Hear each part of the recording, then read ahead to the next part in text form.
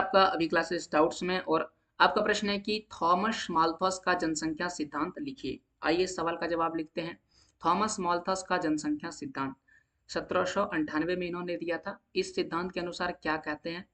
लोगों की संख्या खाद्य पदार्थों की अपेक्षा अधिक तेजी से बढ़ेगी।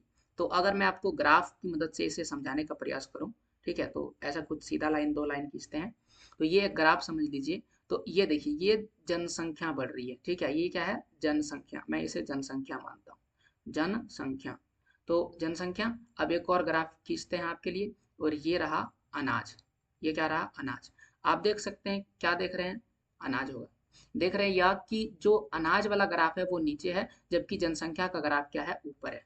तो ऐसे नहीं पता चलेगा, एक लाइन खींचते हैं। देखिए यहाँ से अगर मैं एक लाइन खींचूं, तो आपको क्या दिख रहा है? अनाज का आंकड़ा ज्यादा है, सॉरी, जनसंख्या का आंकड़ा क्या है? ज्यादा है, जबकि अनाज का आंकड़ा क्या दिख रहा है? कम दिख रहा है। जनसंख्या क्या है? ज्यादा है, और अनाज क्या है? कम है। तो यहाँ पर वही बोला गया कि जनसंख्या जो है वो अधिक तेजी से बढ़ेगा, जबकि खाद्य पदार्थ यानी अनाज जो है वो कम बढ़ेगा। अब इससे क्या होगा कि जनसंख्या ज्यादा बढ़ेगा और अनाज कम बढ़ेगा, तो इनका पेट भरेगा क्या? नहीं भरेगा। कुछ ऐसे व्यक्ति होंगे जो बच जाएंगे भोजन से। तो परिणाम यह होगा कि अकाल आएगा, भूखमरी जैसे बीमारियां आएगी, महामारी फैलेगा, या तो युद्ध होगा। इससे क्या होगा? इसके रूप में सामने आते हैं, जिससे जनसंख्या वृद्धि में अचानक गिरावट आती है, कुछ जनसंख्या मर जाएगी। ठीक है ना? जैसे महामारी आएगा, तो महामारी आएगा तो जनसंख्या मरेगी, तो ये ग्राफ क्या होगा? नीचे आ जाएगा। ग्राफ क्या होगा? नीचे आ जाएगा। ऐसे जनसंख्या घटेगी तो ग्राफ नीचे आएगा। अब ये अनाज और ग्राफ क्या हो गया? मिल गया। ठीक है।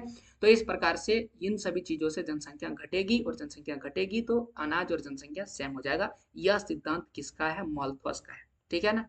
ऐसा सिद्धांत माल्थस ने दिया था। ऐसे और प्रश्नों के जवाब के लिए चैनल को सब्सक्राइब करें।